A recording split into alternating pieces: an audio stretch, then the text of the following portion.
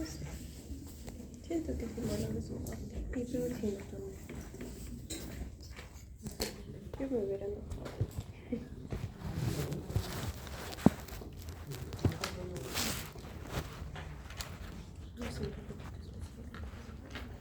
Muy bien, viendo su temario correspondiente para que ustedes se avancen, los que vamos a llevar ahora. A partir de ahora en adelante, pues, prácticamente para su tercer parcial, ya se va a entrar al área de ginecología como tal.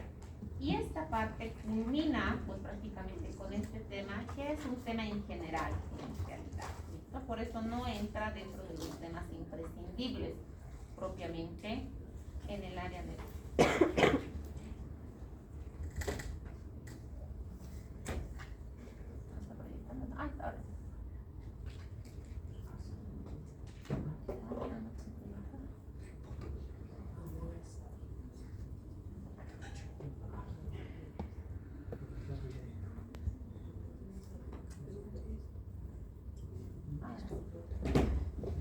no entra en los temas imprescindibles como tal, porque dentro de lo que corresponde propiamente a los temas de ginecología y obstetricia, esto es como que prácticamente la culminación del área obstétrica para poder entrar a lo que corresponde al área ginecológica como tal. Pero este tema lleva todas las complicaciones que se pueden producir en aquellas etapas intraoperatorias del área obstétrica, parte del área ginecológica, pero las complicaciones que pueden suceder y que pueden suscitar, y tenemos que tener conocimiento de estos acontecimientos que pueden llegar a suceder para que nosotros podamos reconocer. Sabemos que no existe, que no hay ninguna cirugía exenta de complicaciones. Así sea un procedimiento quirúrgico mínimamente invasivo, o sea un procedimiento quirúrgico como la extracción de un simple uñero, pues existe el riesgo de que este se complique. Lo propio en el área de ginecología y obstetricia,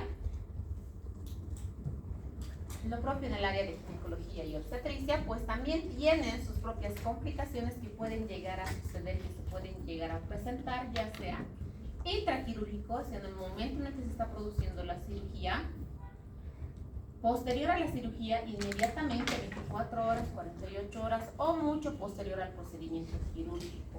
Más en el área obstétrica, complicaciones pues prácticamente por la formación de abscesos a nivel de la pared abdominal. Y estos abscesos que se pueden llegar a producir tras el procedimiento quirúrgico, específicamente tras la cesárea, debemos saber reconocer qué procedimientos pues vamos a manejarlo de forma ambulatoria, es decir, con curaciones diarias, y qué procedimientos son los que vamos a someter a una segunda intervención. ¿Listo? Entonces, esa es la forma general para poder reconocer estas complicaciones que se presentan posterior al momento de la cirugía. Muy bien, por lo tanto, ¿a qué nos referimos con complicaciones postoperatorias o intraoperatorias? Se refiere a cualquier alteración respecto al curso previsto en la respuesta local y sistémica del paciente quirúrgico como tal, en el área de obstetricia, posterior a un procedimiento obstétrico, o en el área de ginecología, posterior a un procedimiento ginecológico. Tiene una tasa de mortalidad operatoria baja, es decir, en aquellas pacientes que se está produciendo inmediatamente en el procedimiento quirúrgico, en total, no de una patología específica, del menos del 1%. Y la tasa de complicaciones asociadas a cirugía varía entre 0,2 y un 26% dependiendo del grado de complicación intraquirúrgico que se va a realizar. Es decir, no es lo mismo operar a una paciente que no tiene ninguna cirugía, es decir, una paciente que está entrando a un procedimiento quirúrgico por un producto grande, por ejemplo, un producto macrosómico. Se indica procedimiento quirúrgico por DCP fetal. Y no es lo mismo entrar a un procedimiento quirúrgico con antecedentes de una paciente que ya ha tenido cesáreas previas, es decir, que ya ha tenido intervenciones quirúrgicas previas.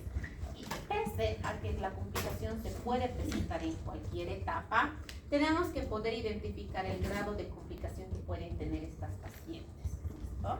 Las complicaciones más frecuentes dentro de los procedimientos quirúrgicos, así sea en el área ginecológica y obstétrica, es principalmente daño visceral y daño a los grandes vasos, principalmente a vasos pélvicos.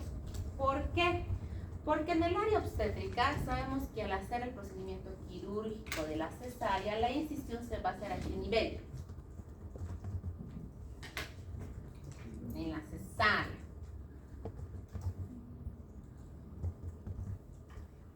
¿La incisión dónde se va a cortar? Umbilical, puede ser. Es en la piel, ¿no? Puede ser pues, prácticamente la media, la mediana, en realidad, o la incisión, pues prácticamente en la parte inferior transversal. Pero a nivel del útero, ¿dónde se realiza la incisión?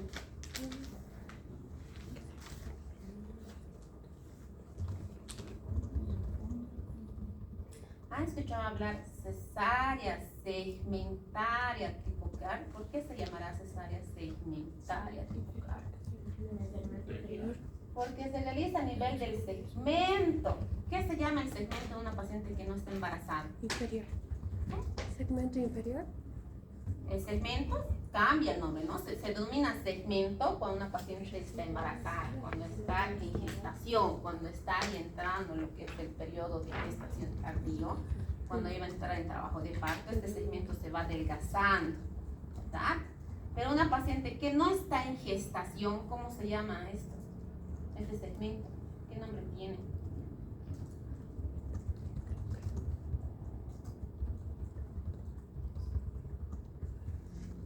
Istmo, ¿ya? El istmo, una paciente que no está gestando, está el útero y la parte inferior es el istmo.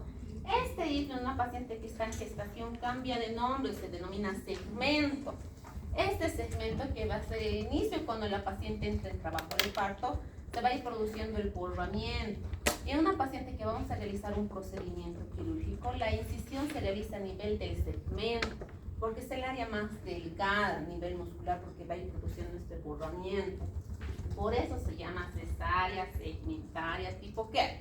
Porque la incisión se realiza a nivel del segmento uterino. Y a nivel de este segmento pasan dos grandes arterias, grandes, que va a irrigar todo el útero. ¿Qué arterias son estas? Las arterias uterinas, ¿ya? Por eso es que el índice de lesión a estos grandes vasos a nivel de la pelvis, porque se puede seccionar o lacerar de forma involuntaria estas arterias uterinas. Si se secciona o se lacera, pues prácticamente esta arteria se tiene que ocluir. Tenemos que hacer un punto de oclusión para evitar la hemorragia, porque si se ha seccionado, como es un vaso grande, va a empezar a sangrar, se va a empezar a producir la hemorragia. Por lo tanto, se tiene que hacer un punto de compresión, de oclusión, lo que significa que este útero no se va a quedar sin irrigación. ¿Por qué? Porque tiene varios vasos colaterales, ¿verdad? Entonces, al tener varios vasitos colaterales, se va a seguir produciendo la irrigación colateral. No es que va a entrar en necrosis porque se ha ocluido la arteria uterina. Pero por la cercanía de este vasito, a nivel de la arteria uterina, a un ladito, ¿qué está? La arteria uterina y a su ladito. Okay. Y aparte.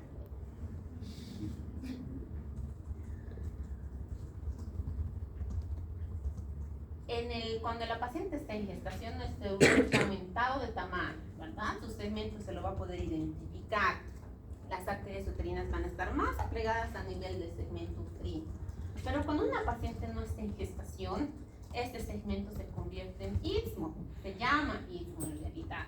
Y es corto, delgadito, porque el útero, ¿qué tamaño tiene? Normalmente una paciente que no ha gestado. Aunque una paciente que ha gestado. 6 centímetros, 6 a 8. 6 por 5 por 4, una paciente que no ha gestado. Una paciente que ya ha gestado 7, hasta 8 puede llegar. O sea, es de este tamaño, pues prácticamente el útero. Las arterias uterinas van a estar más en asociación con quién, al ladito de quién, de los uréteres. ¿Ya? Por lo tanto, existe lesión de los uréteres en aquellas pacientes que van a ser sometidas a histerectomía por la cercanía de la relación anatómica que tienen.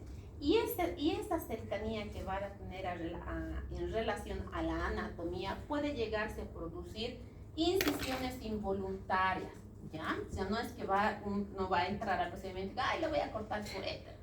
No, O le voy a seccionar su arteria uterina. No, entonces se puede llegar a producir estas complicaciones por la misma anatomía que presenta. Y a veces no se logra reconocer que se ha seccionado la arteria uterina hasta que pasa el procedimiento quirúrgico y de repente la paciente en su bolsa colectora no se ve orina. No hay orina.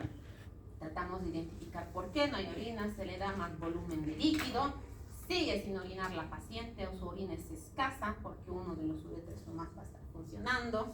Por lo tanto, hacemos pruebas específicas para poder identificar y una de estas es la prueba con fenazopiridina. ¿Saben qué es la fenazopiridina? ¿Alguna vez han escuchado hablar? ¿Nunca han tomado? Cuando les ha dado infección urinaria, les dan medicamento la fenazopiridina, es un antiespasmódico, se utiliza también como antiespasmódico de vía urinaria.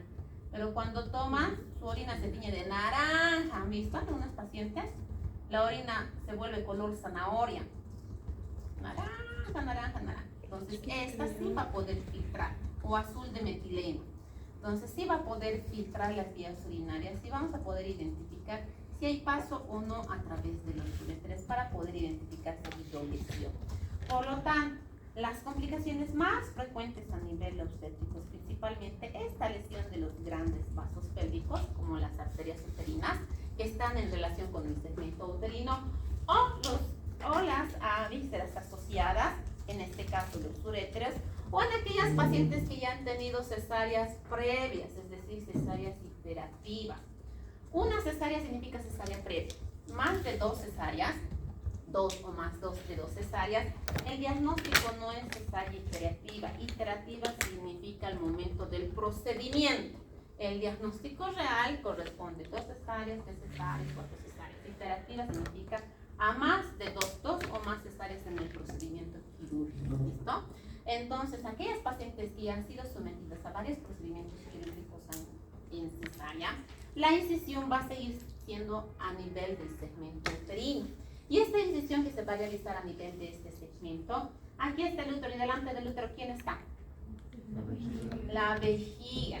Por lo tanto, esta bolsita de la vejiga, al producirse la cesárea, cuando se hace la reparación de la incisión de la cesárea, cuando se colocan los puntos, o sea, las suturas en planos, en esta cesárea se agarra lo que es el peritoneo visceral y este va a ser en unión parte del peritoneo de la vejiga.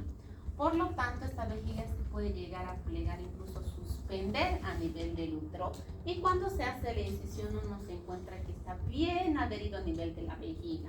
Cuando alguno de ustedes entraba a cesáreas, ¿han visto? ¿Han podido identificar? Está el útero y qué bajito está la vejiga. Está muy cerca a nivel de la vejiga. Entonces, en pacientes que ya han tenido procedimientos repetitivos, por el cierre de los planos del procedimiento quirúrgico de la propia cesárea, esta vejiga puede incluso llegarse a suspender. Por eso se indica en el procedimiento vejiga suspendida, segmento uterino adelgazado, porque en el momento en que yo esté traccionando o retirando este bebé, esta vejiga se puede lesionar, ¿ya?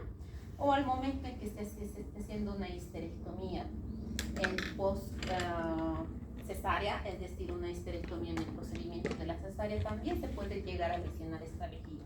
Por lo tanto, estos daños a nivel de órganos grandes no está exento en ningún procedimiento quirúrgico. La histerectomía es el procedimiento mayor de una patología ginecológica, ¿ya? Entonces, una cirugía de ginecología, la histerectomía es el procedimiento mayor. En cirugías oncológicas debemos estar presentes que pueden sufrir frecuentemente infecciones las pacientes por el estado de inmunodepresión que pueden llegar a presentar estas pacientes oncológicas o asociados a procedimientos ginecológicos como tal de infecciones a nivel de útero produciendo una endometriosis. ¿Cuáles van a estar los factores asociados? Principalmente la edad, las enfermedades pélvicas previas, enfermedades médicas previas también. Obesidad es uno de los factores de riesgo más predominante para que se produzca complicaciones en el área postquirúrgica. ¿Por qué?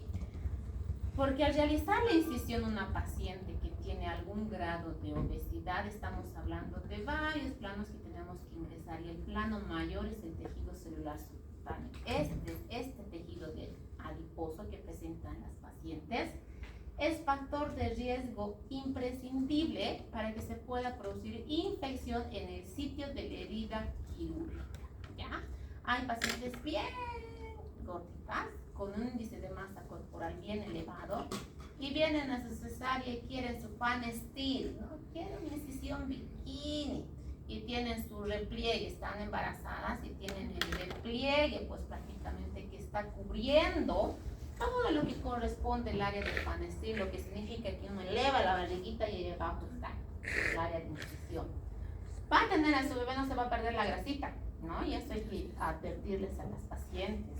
Si se realiza este tipo de incisión, así sea en pacientes que ya tenían una cirugía previa o no hayan tenido ningún tipo de cirugía, por este tejido adiposo, el riesgo de infección se incrementa. ¿Y qué es lo que pasa?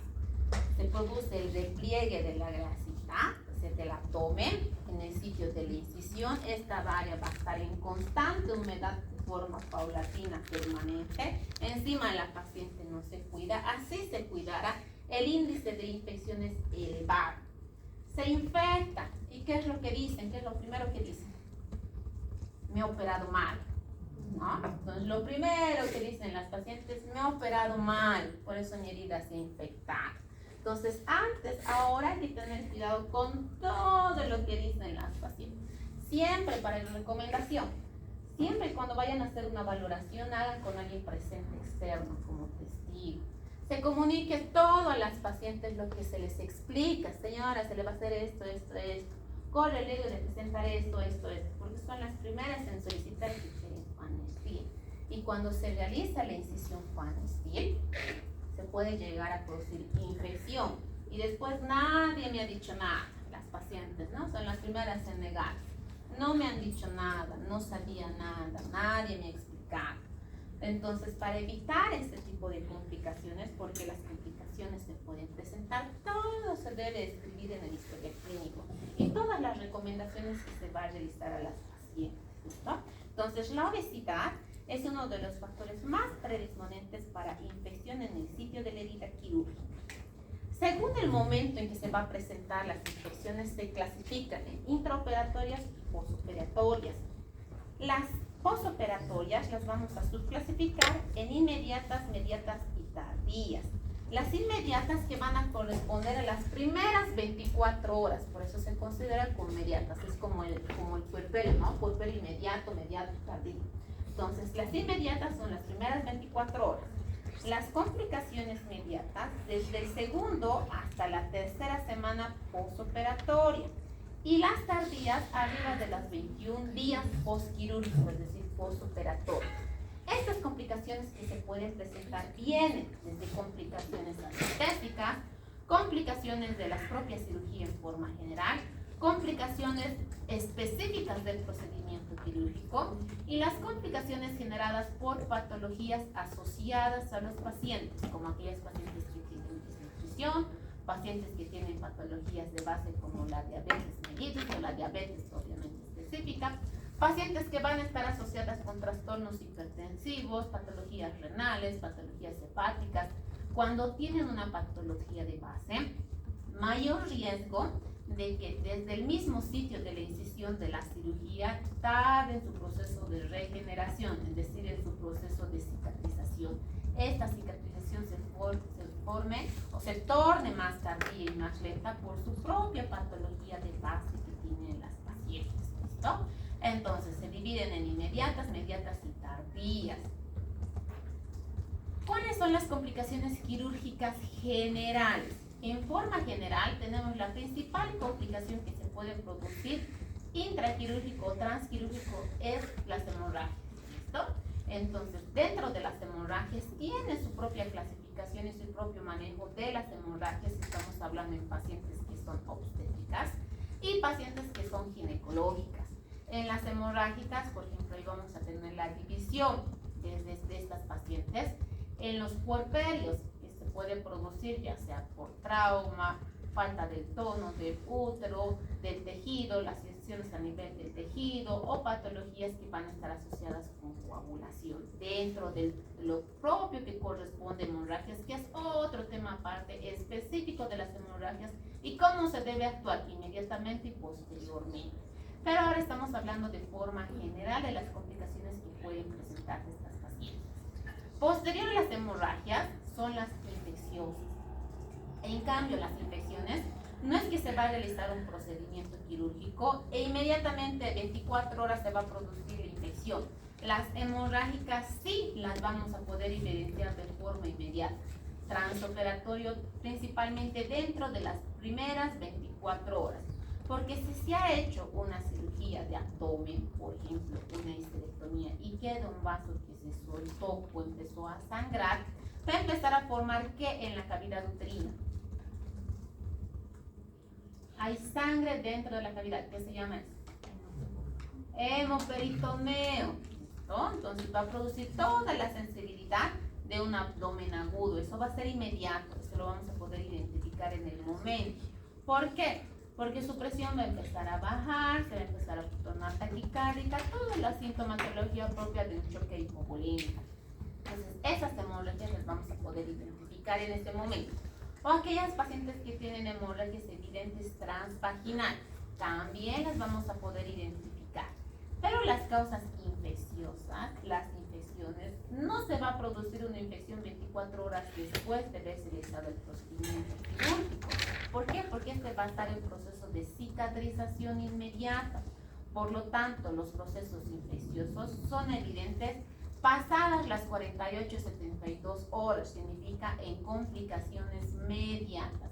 Dentro de este periodo, incluso a la semana, recién vamos a poder evidenciar si existe algún proceso infeccioso producido por el acto quirúrgico. Y no se refiere al acto quirúrgico la manipulación, sino va a estar asociada por otras patologías, contaminación, el hilo que estaba vencido, no estaba adecuado, si la paciente tenía el grado de infección que ha podido contaminar el área quirúrgica, si ha tenido infecciones vaginales pueden ascender y producir una infección en el área ginecológica, si ha tenido una infección urinaria también lo propio puede ascender. Entonces, por patologías asociadas se pueden producir las infecciones en el área interna y en el área externa la vamos a ver más tardías, ¿no? Esas se van a ver evidentes desde el momento del sitio de la incisión. Cuando se da el alta a las pacientes de una postcirugía, ¿qué es lo primero que se realiza para el alta?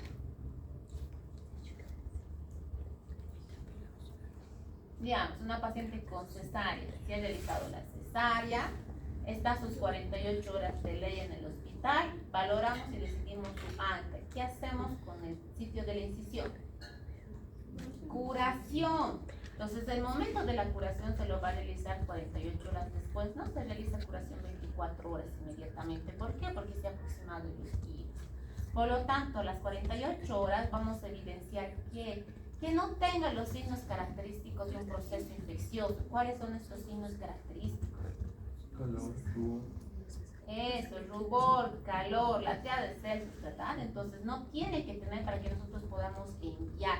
Si evidentemente no va a ser tan manifiesta en las 48 horas, tenemos que revisar principalmente esta área para ver si no se está generando algún proceso infeccioso en el momento del alta.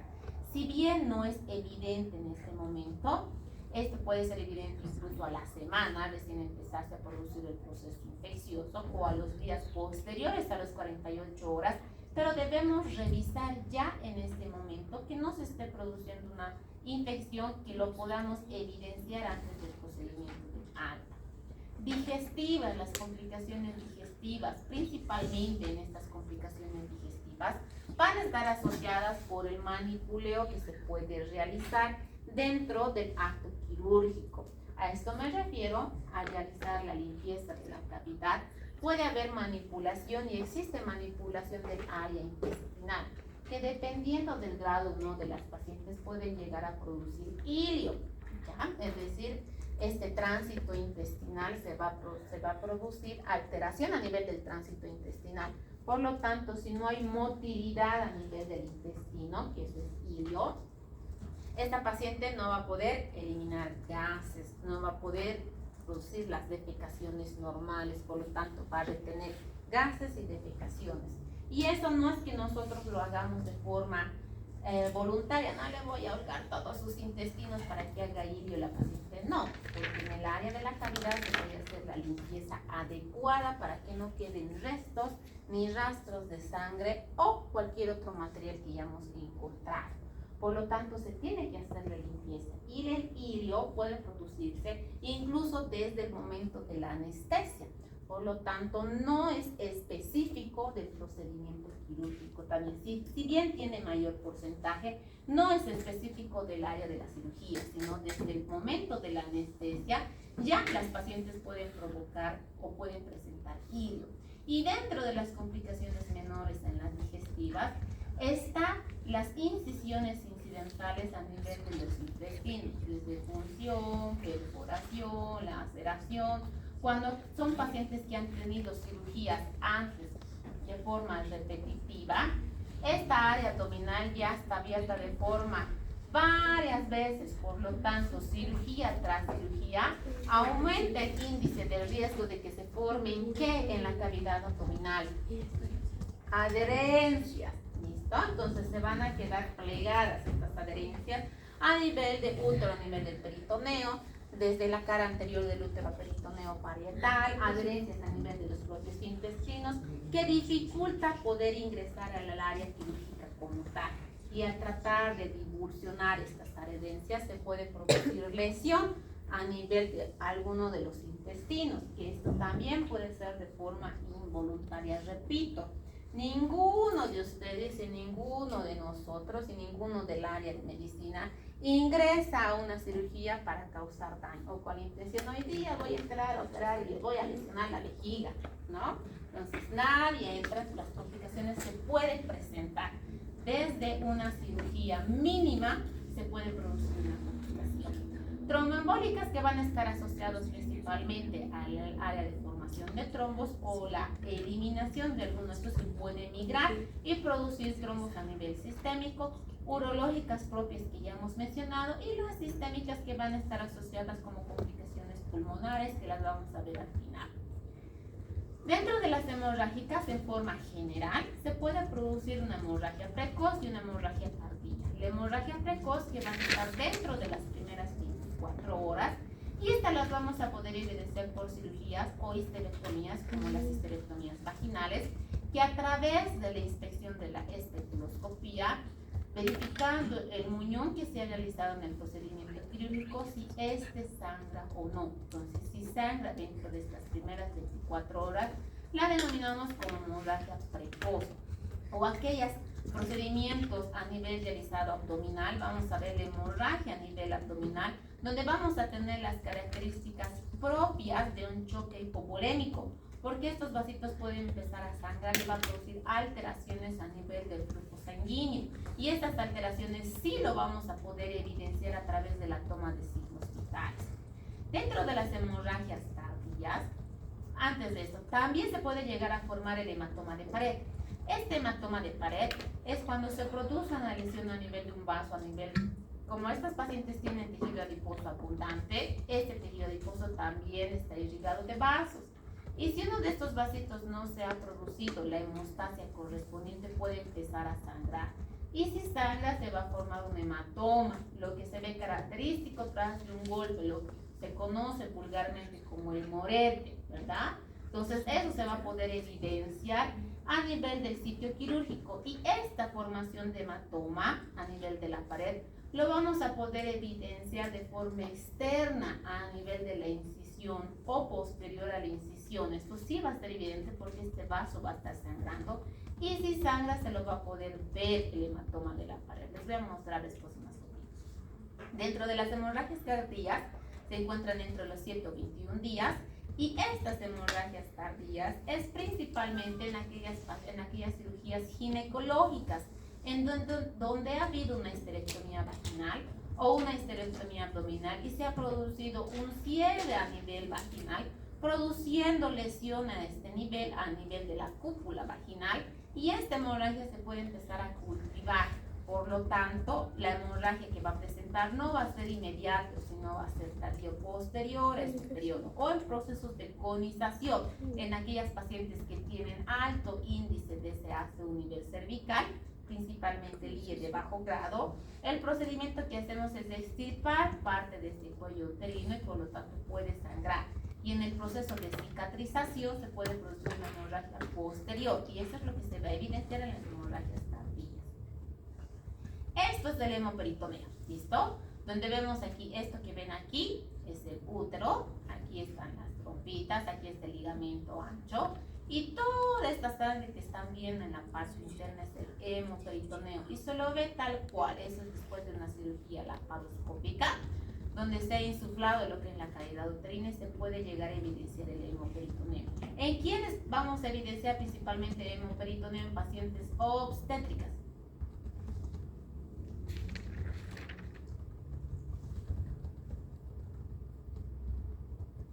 Obstetricia significa pacientes que estén en embarazo. ¿Y qué pacientes nos pueden hacer hemoperitoneo?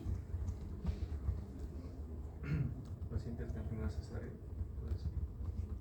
La cesárea teníamos que haber no cerrado todo un vaso de la arteria uterina para que te produzca un hemoperitoneo masivo, ¿no? Se ha soltado un punto y los bloqueos, porque si este es el útero y no se ha producido un cierre normal, ¿qué tiene el útero después de ver el alumbramiento?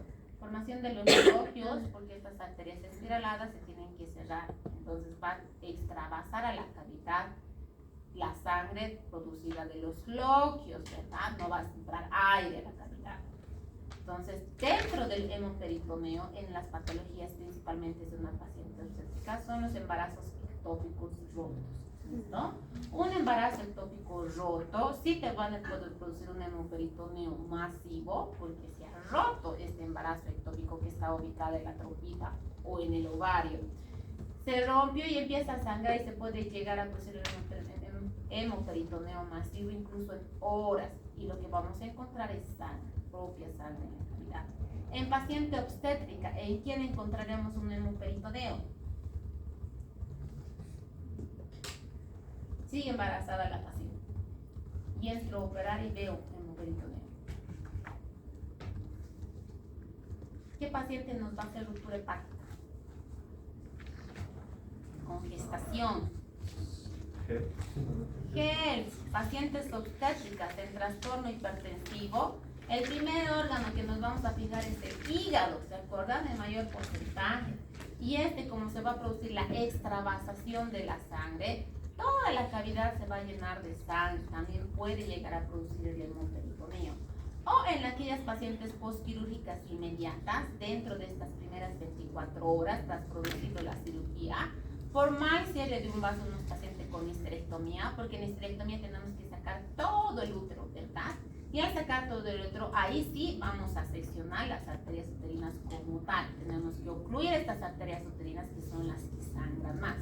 Y si no se ha llegado o se ha llegado a producir la oclusión y después esta se extravasa la oclusión que hemos realizado y empiezan a sangrar, dentro de estas primeras 24 horas se va a producir la sangre dentro de la cavidad uterina y va a producir los síntomas característicos de un abdomen agudo. ¿Y cómo vamos a encontrar una paciente que tiene abdomen agudo?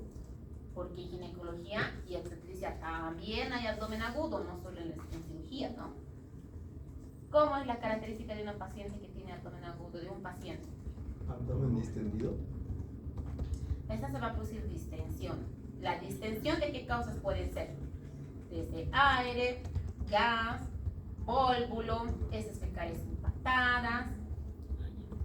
¿Han escuchado hablar del abdomen entablado? Exacto, lo propio de una peritonitis, este abdomen agudo va a producir este abdomen doloroso, hipersensibilidad, se va a tocar al examinar, va a haber resistencia, Bloomberg positivo, por lo tanto lo que significa que está haciendo un abdomen agudo estas pacientes por la hipersensibilidad que va a presentar. La distensión que van a tener, sí, la distensión pueden presentar las pacientes, pero ¿en quiénes vamos a ver que su abdomen va a estar distendido? Que tienen ascitis, que tienen líquido en la cavidad, por eso su abdomen va a estar distendido. En pacientes obstétricas, ¿hay distensión abdominal?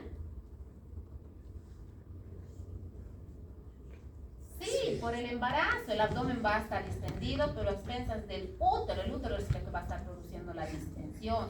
Pacientes con vólvulo, ¿va a haber abdomen distendido? Sí, su intestino va a estar torcido. Al estar torcido el intestino va a impactar materia fecal, los gases van a estar dentro del intestino, gas intestinal, por lo tanto se va a distender, ¿verdad?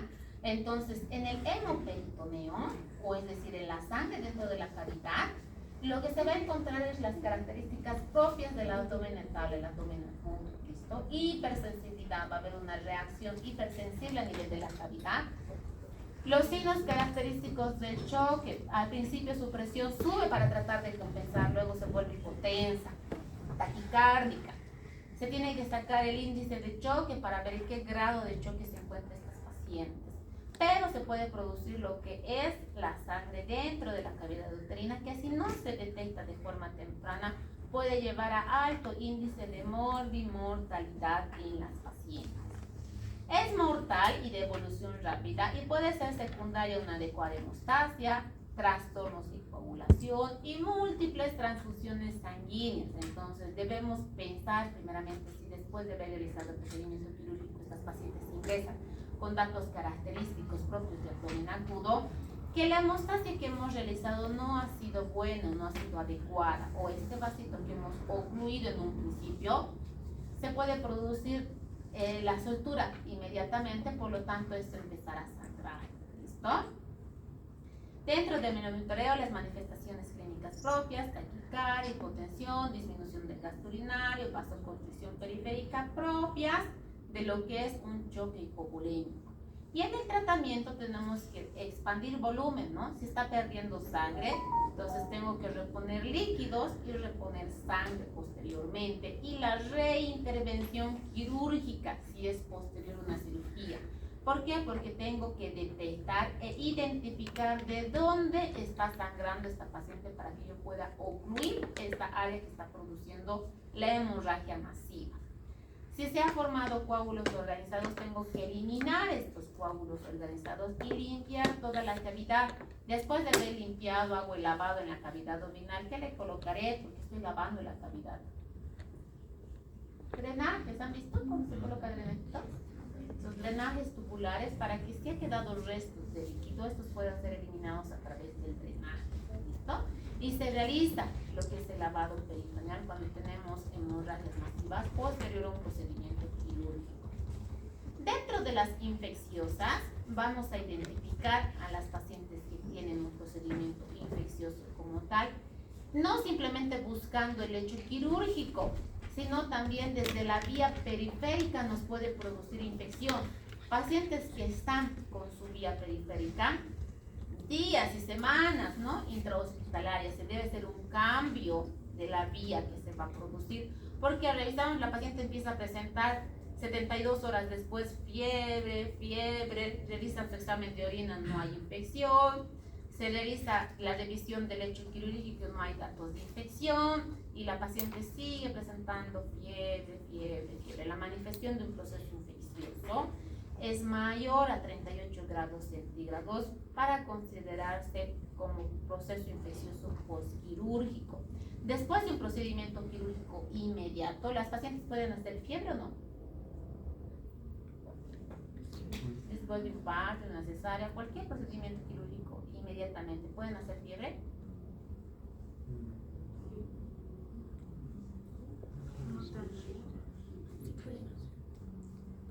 ¿Qué se produce en un procedimiento quirúrgico? Va a haber una reacción de la inflamación, ¿listo? Igual en la cesárea, hablando de pacientes obstétricas o postparto, las pacientes producen un proceso de reacción de inflamación. Y si una paciente postparto ingresa a tener su parto y sus laboratorios de ingreso son normales, cuando le toman sus laboratorios de control, sus leucocitos y estos se encuentran en 16.000. ¿Está con infección? ¿Está con infección? Ha entrado parto o ha entrado una cesárea. Sus laboratorios de ingreso, 10.000, 8.000 de leucocitos. Pasa su parto, llegan a 16.000. Pasa su cesárea, llegan 18.000. ¿Es normal o no?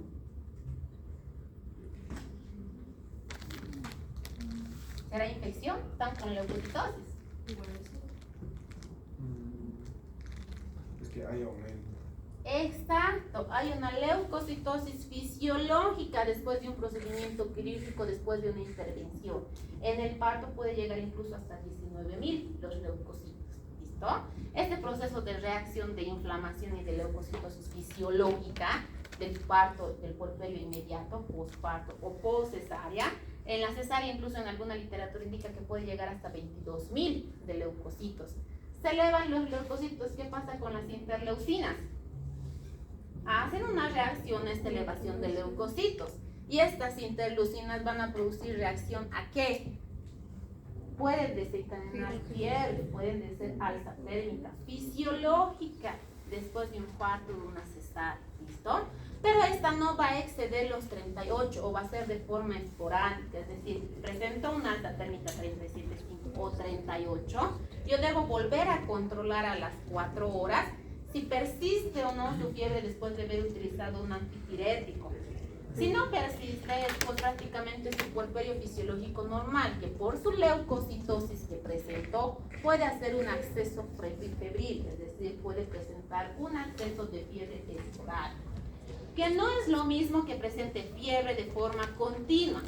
Se elevó su leucocitosis, tuvo fiebre, le hago su control, le doy su antipirético, vuelvo a colocarle, le coloco su antipirético, a las 4 o 6 horas vuelve a ser fiebre. Entonces ya no es normal que después de haber dado un antipirético para reducir su fiebre o su alza térmica fisiológica, esta no cede y vuelve a presentar nuevamente fiebre, lo que significa que se puede estar generando un proceso infeccioso, ¿listo? Pero en el postparto y en la postcesárea existe una leucocitosis fisiológica normal. Por eso no es que no les deba llamar la atención, pero es normal que después del parto veamos a pacientes que tengan esta leucocitosis y por ende, por la leucocitosis pueden hacer accesos febriles esporádicos, transitorios, es decir, un acceso febril, después no presente más accesos febriles. Pero en aquellas pacientes en que están teniendo de forma repetitiva y no podemos identificar, tenemos que buscar desde el área que se ha producido lo que es la infiltración del proceso de inducción a través de los líquidos parenterales que va a presentar, es decir, a nivel de lo que se está produciendo el sitio de función para poder producirse, o mejor dicho, administrar los líquidos parenterales como las flebitis. Entonces, estas también nos pueden hacer procesos infecciosos en el sitio de lo que se está produciendo el acceso venoso como tal. Por lo tanto, debemos de identificar si en esta región no se está produciendo infección, principalmente en aquellas pacientes que tienen periodos intrahospitalarios largos, prolongados, aquellas pacientes que vamos a internar con amenaza de parto pretérmino, aquellas pacientes que se va a monitorizar como la diabetes gestacional descompensada, pacientes con lupus, síndrome antifosfolipídico, donde tenemos que hacer un monitoreo continuo y constante intrahospitalario, van a estar con un acceso venoso periférico. Por lo tanto, estos también deben ser cambiados paulatinamente. Lo mismo que la sonda, ¿verdad? La sonda vesical, ¿será que puede estar semanas con la misma sonda? No, se debe hacer el cambio para evitar estos procesos infecciosos. Lo propio en la vía venosa periférica, debemos evidenciar si desde esta zona no se está produciendo infección. ¿Listo? Aquí está, en los procesos infecciosos, tras procedimiento quirúrgico de una cesárea, esto que ven aquí, estas son la formación de hematomas. ¿Listo? Esto lo vamos a poder evidenciar dentro de las primeras 24 horas. Pero pasadas las 24 horas sí vamos a evidenciar los procedimientos infecciosos. Dependiendo de la extensión y de la magnitud del hematoma, estos se pueden reabsorber o los tengo que drenar quirúrgicamente, ¿ya? Entonces, si se está empezando a formar lo que es el proceso infeccioso, yo debo identificar desde la zona en que se está produciendo infección. Si está produciendo después de una cirugía con una infección tipo Fan Steel, es decir, toda esta área como está en la región infraumbilical, tengo que evidenciar si no va a estar asociada con otras áreas que pueden producir infección, como por ejemplo los vellos genitales, ¿verdad? Entonces se hace lo que es la rasuración para el procedimiento quirúrgico, Pero cuando empiezan a salir estos vellitos pueden llegar a producir infección, y peor si la paciente no se ha aseado, si no se ha bañado, si no ha venido a su curación, si no viene a sus procedimientos de curación para poder desinfectar esta área. Alto índice de que se produzca infección. Si la paciente es obesa, el índice se triplica de que esta área te pueda producir infección. Por lo tanto, mal cierre. ¿Y qué es lo que dicen las pacientes? Repito, me han operado mal, ¿no? Lo primero que dicen, cualquier paciente que está produciendo un proceso infeccioso, me han operado mal. Y esto es lo que pasa. Desde la pared, pacientes que han sido intervenidas, este repliegue que tienen a nivel del abdomen o la grasita que tienen, es decir, por el tejido adiposo a nivel del abdomen, toda su incisión está aquí abajo, está cubierta por todo el repliegue, pues prácticamente del tejido adiposo, no deja tener un proceso de cicatrización adecuado. Pacientes que van a empezar a formar celulitis de pared, van a empezar a tener malestar, fiebre, no va a haber indicios de colecciones hemáticas a nivel del sitio quirúrgico, pero ya va a empezar a producirse posteriormente la infección. Cuando se empieza a producir la infección a nivel del área quirúrgica, el primer tratamiento que son las curaciones diarias. Curaciones y tratar de forma ambulatoria este procedimiento infeccioso. No es que la paciente va a llegar con un sitio de infección y directamente vamos a internar, ¿no? Entonces, estas pacientes, primero se hace el tratamiento ambulatorio, curación diaria del sitio de la infección, drenaje de donde se está produciendo la infección. El dicho que todos lo conocen, absceso drenado, absceso curado, se maneja, se tiene que drenar los abscesos para que esto se empiece a producir el proceso de cicatrización. Curaciones diarias, tratamiento ambulatorio para que se pueda producir la cicatrización. Si no se realiza la cicatrización y el área se incrementa, sí debo considerar internar a estas pacientes para resolver este absceso de pared. ¿Listo? Este absceso de pared que va a ser la progresión de la celulitis que va a estar manejando, se va a abscesar pues prácticamente todo el trayecto o gran parte del trayecto, lo que significa que este es manejo intrahospitalario y el manejo debo realizarlo dentro del hospital. Primeramente puedo colocar drenajes para que salgan. ¿Han escuchado hablar del drenaje de Penrose? ¿No? ¿No han visto? ¿Han visto el guante? Los deditos del guante. Es igualito el drenaje del Penrose. Si no tienen en los hospitales, lo que hacen es cortar un guante, pues prácticamente para colocar este drenajito. Ahora si tienen es lo mismo como el guantecito, así una tirita, que esto se coloca debajo de la piel para que se produzca el drenaje espontáneo de la secreción purulenta que se está formando, y con los lavados diarios se cierra por segunda intención.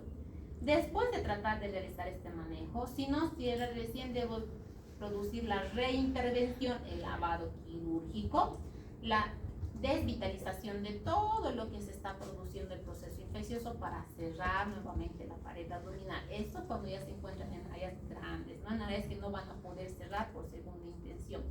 Y por último, en casos más severos y más complicados, también se puede llegar a formar la fascitis necrotizante, que pueden estar formando desde áreas locales con eritema, tumefación, celulitis. Pueden presentar áreas con no de crepitación, y la parte sistémica, que se va a encontrar estas pacientes con toxemia, deshidratación y alteraciones a nivel sistémico también. Dentro de la fascitis necrotizante podemos encontrar, estas son imágenes de aquellas pacientes que han estado por periodos prolongados, no que es pacientes ancianitos en realidad, pacientes de tercera edad que se encuentran en estancias hospitalarias prolongadas y no se hace cambios de posición, te puede llegar a producir la fascitis necrotizante propia de una infección bacteriana como tal. Y en el área de ginecología también se puede llegar a formar, es decir, esta infección producida, principalmente en aquellas pacientes que tienen una patología de base social, la más importante, la diabetes y la inmunodepresión. ¿No? Entonces, en estas pacientes el riesgo de que se produzca infección es mayor, el riesgo de que se produzca seromas, infección a nivel del sitio quirúrgico y llegar a terminar en una fascitis necrotizante existe, no es que van a estar exentas estas pacientes de formar estos procesos infecciosos. El tratamiento es la debilidación amplia, tengo que debilitar y volver a cerrar en varias cirugías esta área que ha quedado abierta y utilizando antibióticos de amplio espectro. Por lo tanto, si vienen las pacientes con proceso infeccioso, No es simplemente hacer la supuración de enviarle a la casa y vuelva cuando se sienta que está complicando. No, hay que hacerle seguimiento continuo. Si vamos a hacer el tratamiento ambulatorio, estos pacientes tienen que ir todos los días a hacer supuración, a verificar la progresión de la regresión del proceso infeccioso. ¿Listo? Y después se va incrementando los días, se va suspendiendo en realidad los días que están viniendo a curación. Si estaba viniendo todos los días a su curación y su proceso infeccioso está remitiendo, ya no le llamaré todos los días, que venga cada 48 horas, cada 72 horas, cada semana, hasta realizar el alta correspondiente de sus procesos de curación. Pero si le llamo al día siguiente viene este proceso infeccioso incrementado, la sintomatología incrementa, significa que tras el procedimiento ambulatorio no está evolucionando favorablemente y por lo tanto yo tendré que internar a estas pacientes para someterlas a un procedimiento quirúrgico o una intervención diaria dentro del hospital con curaciones diarias y manejo de antibióticos intravenosos. ¿Listo? Gangrena gaseosa también se puede presentar en las pacientes tras un procedimiento quirúrgico realizados desde un procedimiento de cesárea o incluso de histerectomías vaginales. La clínica propia de la infección, dolor intenso, fiebre, taquicardia, palidez, shock, crepitación cutánea, alteraciones propias de la gangrena gaseosa que también se puede presentar en estas pacientes. Tratamiento también se realiza en lo que es la dehidratación, antibióticos de amplio espectro y en algunas situaciones en las que no se desea, si son áreas periféricas como extremidades, se produce lo que es la amputación.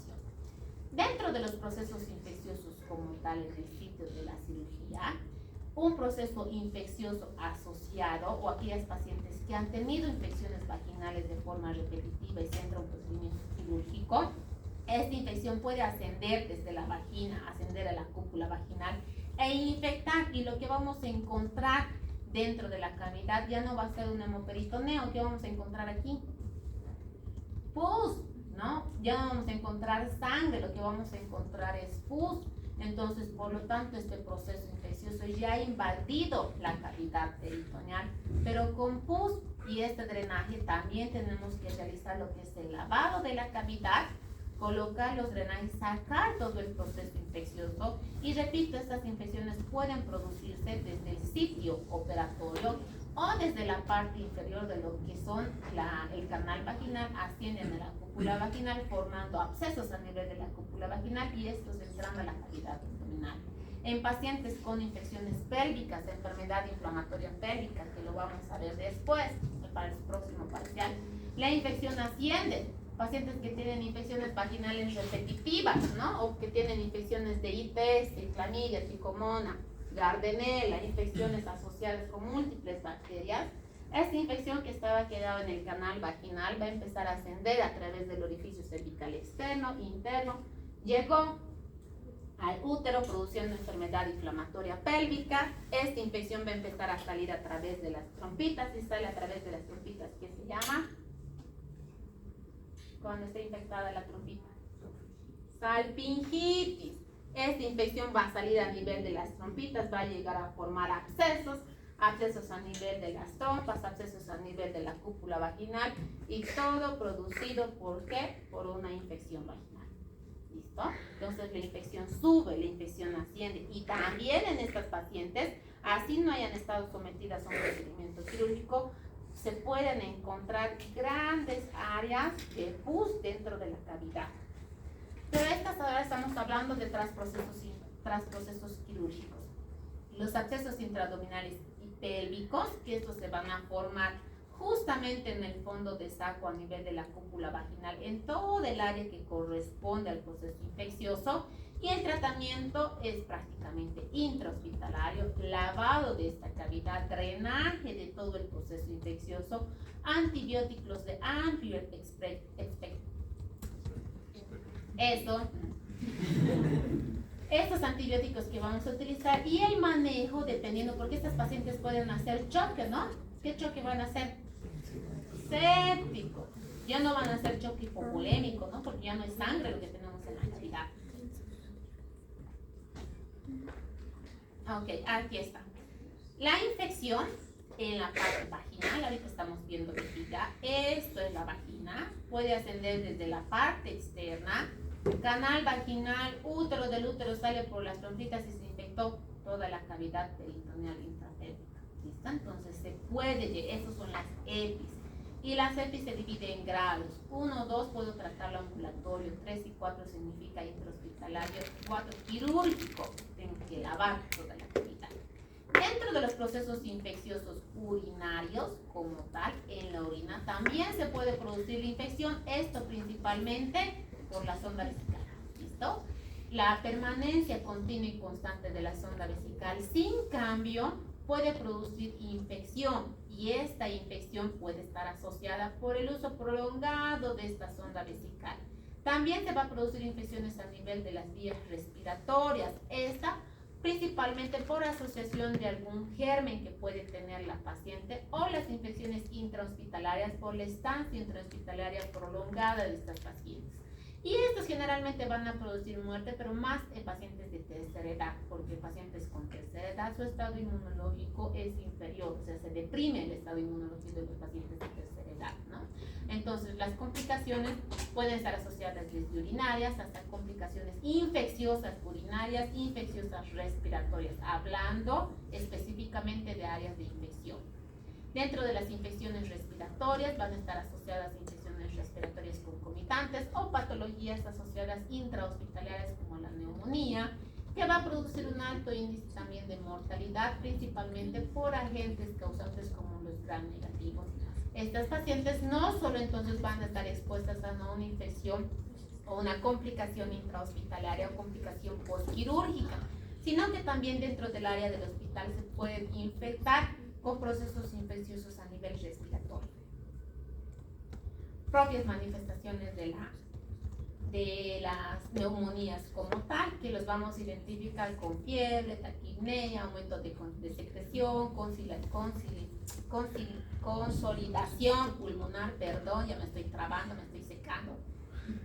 Vamos a solicitar las radiografías pertinentes en estas pacientes, todo el manejo que corresponde al área respiratoria. Pero no significa que estas pacientes o que estos pacientes en realidad tras a realizar un procedimiento quirúrgico solo nos vamos a evocar. Si le hemos realizado una histerectomía, entonces solo me voy a enfocar en el área del abdomen, ¿no? Se ha soltado un punto en el abdomen, infección solo en área del abdomen, infección solo en área vaginal. No, estas pacientes también pueden hacer complicaciones de infecciones urinarias y infecciones respiratorias que también se deben manejar. Y ya entramos al manejo interdisciplinario, es decir, multidisciplinario. Por lo tanto, ya no solo es manejo de pacientes de ginecología, ¿no? Como están acostumbrados en las áreas hospitalarias, tu paciente, el típico, ¿no? Tu paciente, el área de ginecología, tu paciente. Las pacientes son intrahospitalarias, no se compran a las pacientes los propios.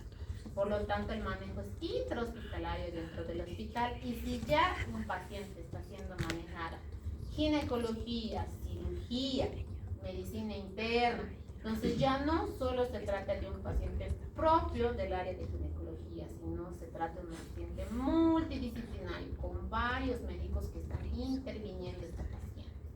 ¿Ok?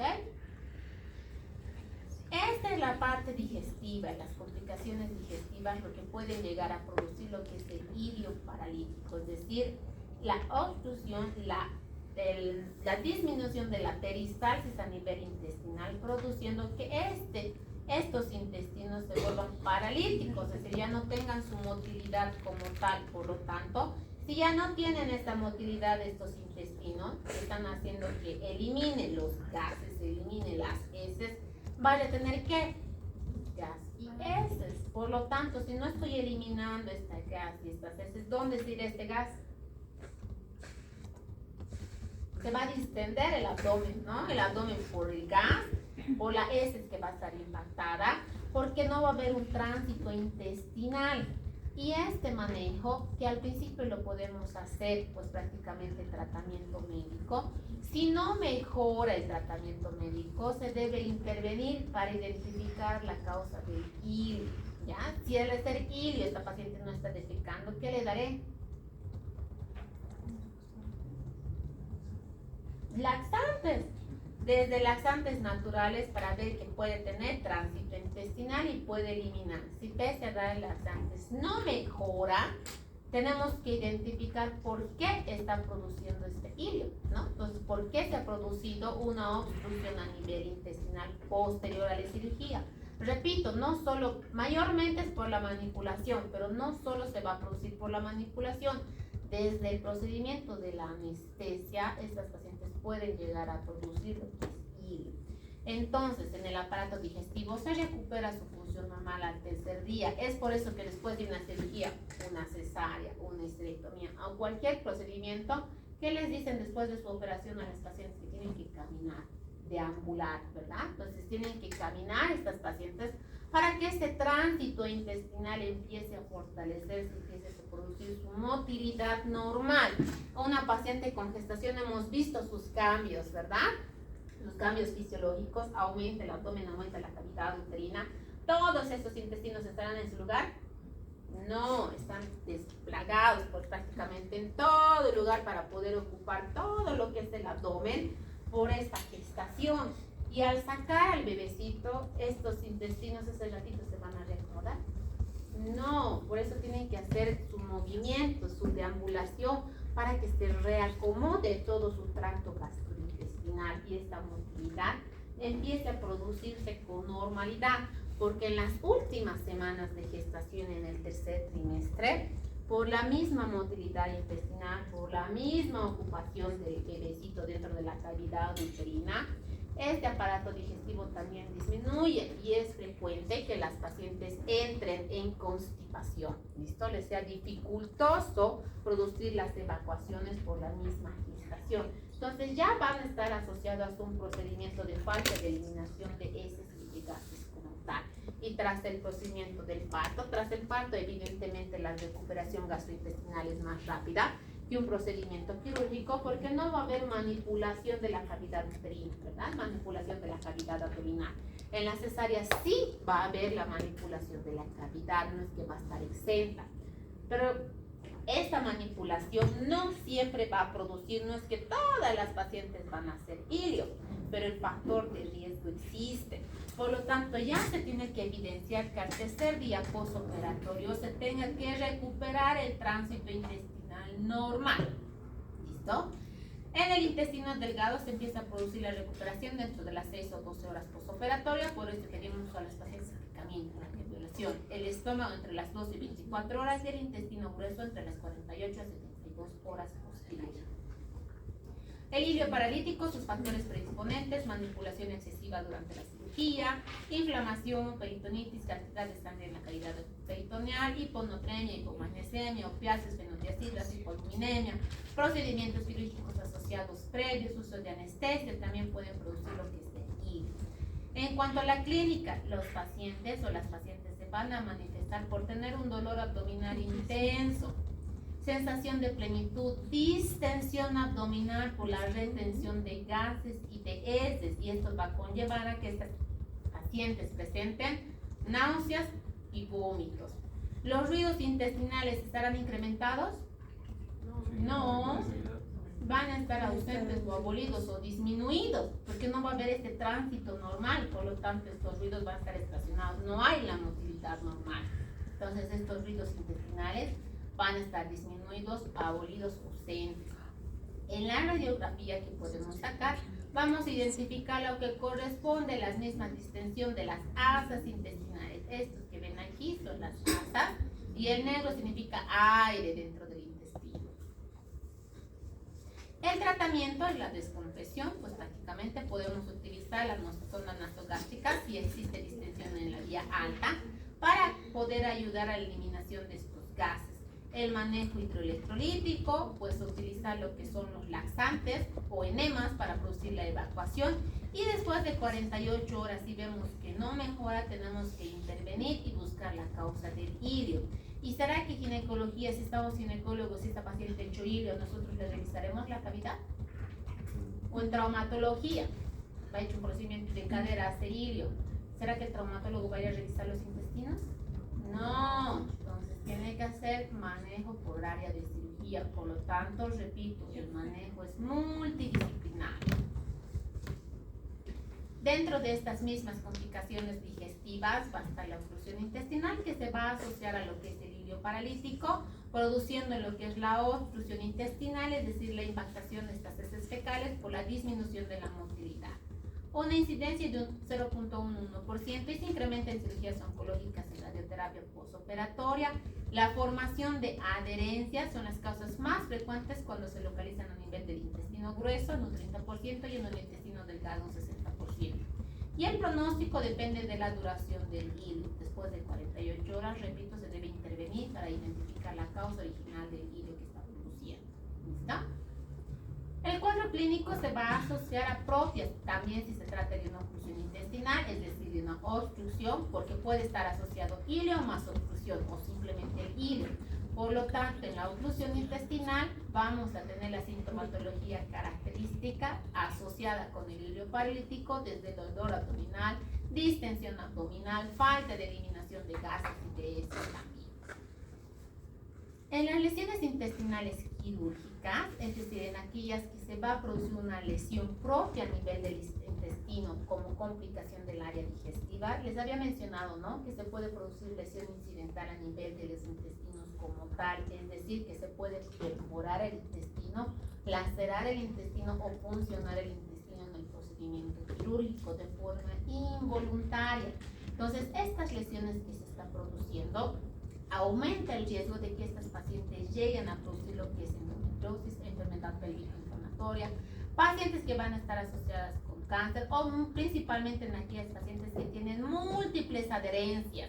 Cuando son pacientes que han sido sometidas a cirugías de formas repetitivas, no van a estar exentas de formación de adherencias. Una paciente que le han intervenido por vesícula, después le han intervenido por apéndice, ha tenido 3, 4 cesáreas, esa cavidad abdominal tiene alto índice de formación de adherencias por los procedimientos quirúrgicos previos que ha tenido. Si tiene su formación de adherencias, más alto riesgo de que se pueda producir lesión o daño a cualquier órgano adyacente producido por la adherencia. Es decir, si tengo una adherencia entre el útero y el peritoneo, y ahí va a estar alrededor los intestinos, significa que puedo lesionar esta área de forma involuntaria y se puede producir la lesión. Por lo tanto, si se ha lesionado, tengo que identificar el área que he lesionado. Si he lesionado intestino, ¿qué es lo primero que se va a visualizar si he lesionado intestino? Heces, ¿no? Entonces, si hemos lesionado intestino, vamos a ver la salida de las heces. Entonces, se va a poder identificar. Si hemos lesionado intestino delgado, que está mucho más arriba,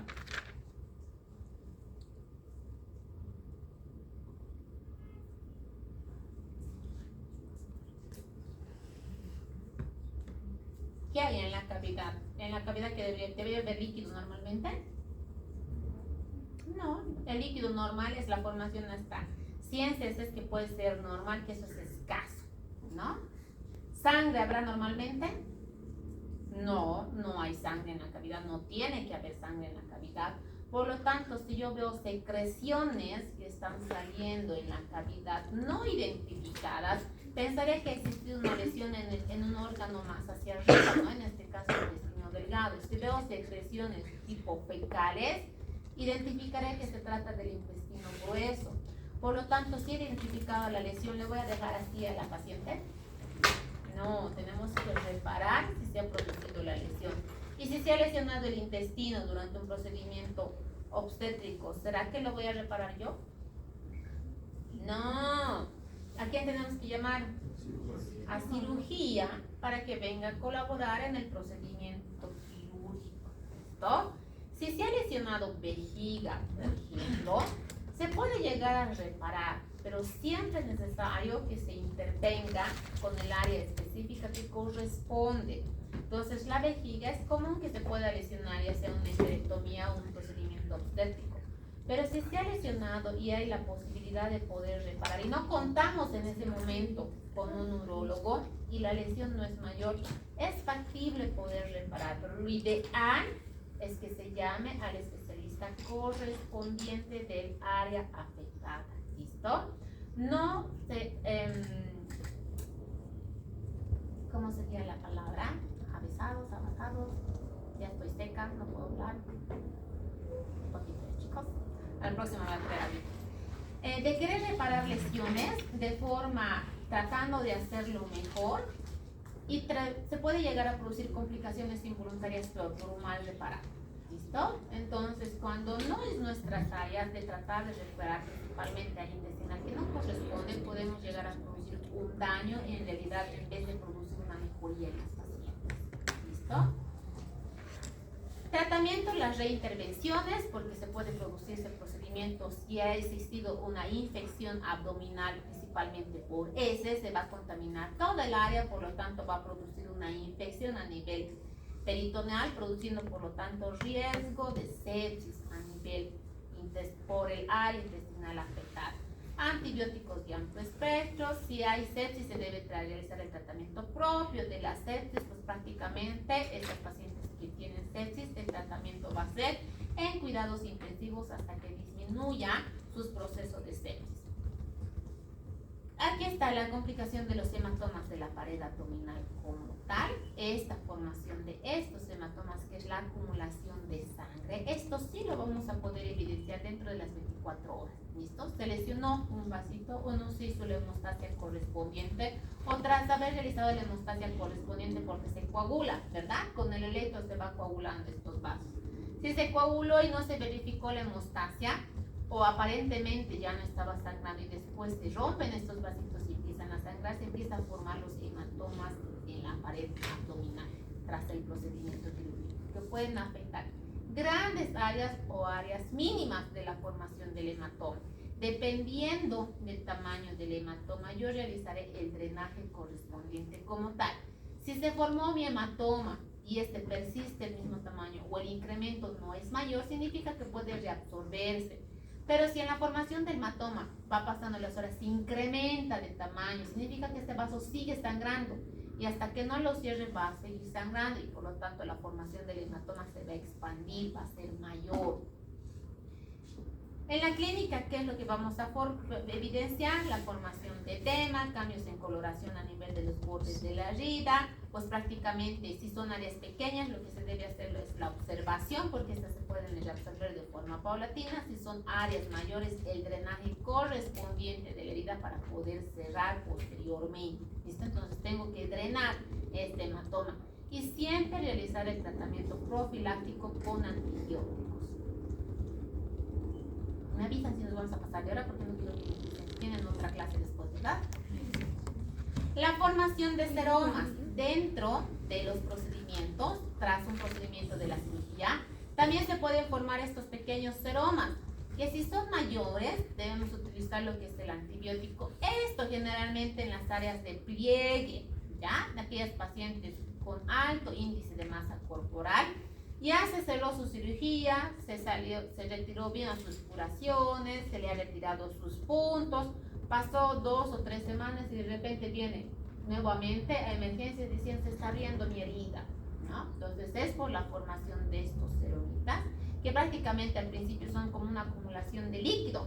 Por el drenaje linfático, este suero que van a presentar no va a ser pues prácticamente un proceso infeccioso, no va a haber pus, sino este seromas por esta secreción serosa de líquido del drenaje linfático que van a tener los pacientes, que principalmente se forman en pacientes con alto índice de masa corporal, es decir, pacientes con grados de obesidad.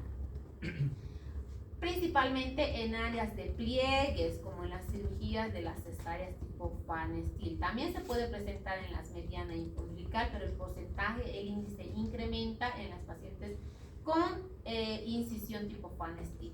La clínica que van a presentar es malestar, edema, generalmente no producen la triada de sepsis, ni calor ni rubor, ¿no? Entonces no van a tener esta característica, pero sí va a tener el proceso edematoso en el área.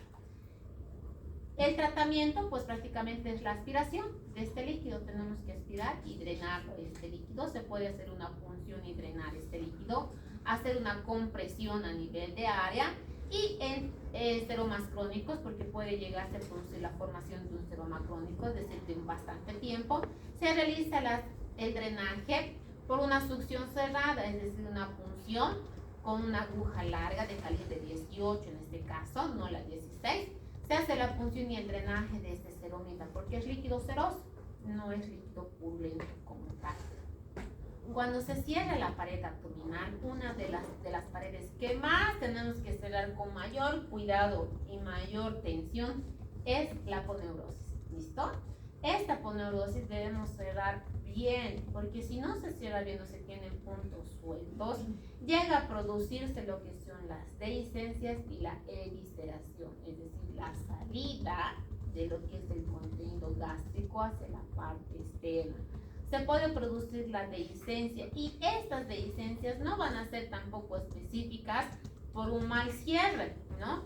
Pueden deberse desde qué proceso infeccioso, calidad del hilo, tensión del hilo, entonces patologías asociadas, obesidad que pueden asociarse a dehiscencia. Dehiscencia significa que estaba cerrado bien el procedimiento quirúrgico y después se empezó a soltar, se empezó a abrir.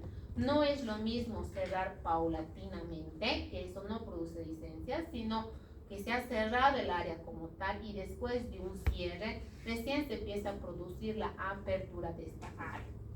Entonces esta es la rotura parcial o total de cualquiera de las capas de la herida quirúrgica y es preciso que exista un proceso infeccioso o factores mecánicos asociados para que se produzca esta dehiscencia, ¿ya?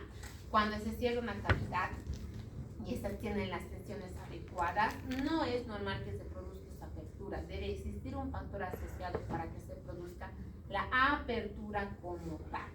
Por lo tanto, estas dehiscencias que deben existir van a estar asociados también por proceso infeccioso. Si hay una infección como tal, ¿será que va a dejar que esto se cierre normalmente? No. Si esta paciente está haciendo ilio, tiene distensión, tengo mi cirugía aquí, he hecho ilio, distensión abdominal, ¿será que estos puntos van a tener la tensión necesaria para que se cierre? No, significa que se va a abrir, alto riesgo de que se abra. ¿Y esto será por mala técnica? ¿Será que el que le ha cerrado ha tenido mala técnica de cerrar? No, la misma distensión hace que esto no se cierre con normalidad, por lo tanto estas estructuras se pueden llegar a producir la apertura como tal, produciendo la dehiscencia. Depende del tipo de la incisión, principalmente también la técnica que vamos a utilizar, los hilos que se va a utilizar, la tensión a nivel de la cavidad abdominal. Si esta paciente tiene tos persistente, va a producir compresión en esta área, por lo tanto de forma involuntaria va a existir una presión intraabdominal y el riesgo de que se abra también la herida. Vómitos excesivos, profusos, los hilos a nivel de la cavidad abdominal, infecciones de heridas, la obesidad son alto índice de riesgo de que se produzca la reapertura de esta cicatriz que se está formando.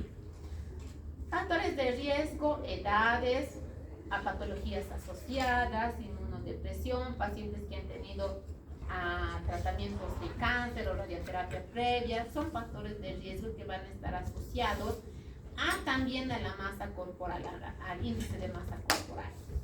La evisceración, pues prácticamente si se abrió parte de la estructura, ¿qué va a salir? Las vísceras, desde piflón, vísceras pueden salir a través de la cavidad abdominal y eso se llama evisceración. Las asas intestinales, el epiflón que puede salir a través de esta apertura que se ha producido. ¿Listo? Entonces, dentro de estas cirugías también tenemos que estar presentes que se puedan producir desde dehiscencia, evisceración, formación de hematoma, infección de la pared abdominal y varias de las múltiples complicaciones que pueden tener. Incluso no son las propias del área abdominal, si la cirugía es abdominal, se pueden infectar con infecciones urinarias o infecciones respiratorias. Prevención, ¿cómo tenemos que hacer la prevención en estas pacientes? Tenemos que elegir bien el área de incisión, recomendar a las pacientes o indicar a las pacientes que el tipo de la incisión tiene mayor o menor riesgo de producir infección, mayor o menor riesgo de producir dehiscencia, mayor o menor riesgo de producir una evisceración. ¿Listo? El proceso de cicatrización es más lento y más tardío en una paciente con grado de obesidad y su cirugía Van-Steel. Entonces, más riesgo de que se infecte, de que no cierre, se forme el proceso infeccioso y dehiscencias de la pared abdominal. en comparación con una mediana intraumbilical. La mediana intraumbilical no va a estar expuesta a este repliegue de la cavidad de la pared abdominal producida por la propia grasita. ¿Listo? Esa sería la más ideal. Y además que es más factible colocar drenaje. En realidad, una u otra incisión tiene el riesgo de que se produzca en pacientes obesitas, el riesgo de que se produzca infección existe, pero es mayor en tipo Fanestil que una mediana intraumbilical. ¿Listo? Dentro de las hernias de viscericial, aquí lo que dejaremos, por favor, chicos, ya estamos en hora. Este es un tema larguito, no estamos creo que ni en la mitad, entonces nos falta todavía lo que son las investigaciones intraoperatorias. La próxima clase terminamos, pero hasta el momento ya hemos visto la parte más importante de lo que corresponde a las infecciones cosmetológicas. Hemorragias infecciosas son las más predisponentes y las más importantes dentro del proceso de complicaciones postoperatorias e intraoperatorias. ¿Ok? ¿Cada cuánto se hacen los cambios de las vías en los pacientes? Cada 3 meses.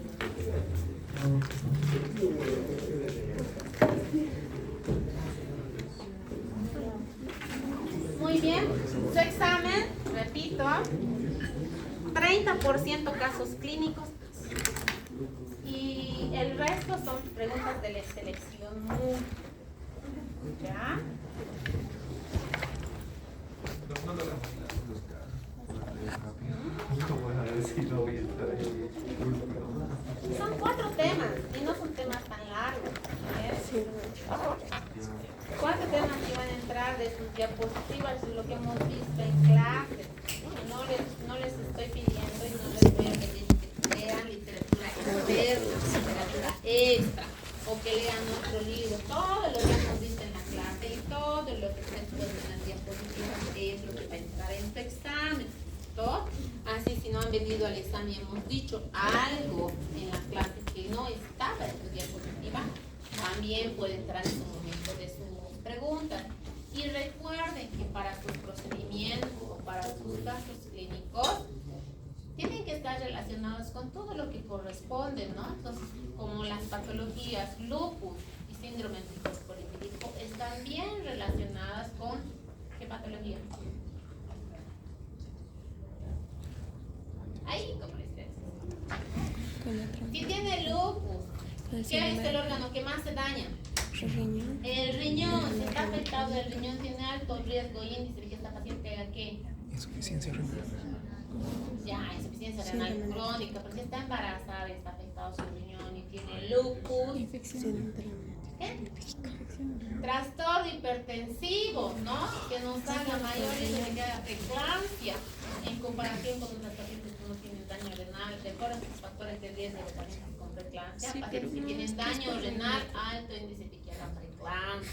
Por lo tanto, todo está relacionado, ¿no? Entonces, si tienes síndrome fosfolipídico, de un 30 a 40% de estas pacientes hagan lupus. Por lo tanto, ¿qué laboratorio le pediré? Aparte de sus laboratorios normales. Anti-RO y anti-LAM, porque esta paciente está haciendo lupus. No tiene alto índice de que haga lupus. Si está haciendo síndrome fosfolipídico y quiero determinar si va a tener abortos repetitivos o riesgo que haga aborto, ¿qué laboratorio es importante que le pida? Anticuerpos, anticoagulante lúpico. Entonces, este me va a determinar. Entonces, todo está relacionado. ¿Listo? Tal vez dirán, decir, el anticoagulante lúpico solo pido el lupus eritematoso sistémico. Se me ha quedado todo lo que yo he hecho ayer. No, síndrome antifosfolipídico, voy a pedir el anticoagulante lúpico. ¿Estudien, chicos? Pero está súper. Todos sus temas ya están.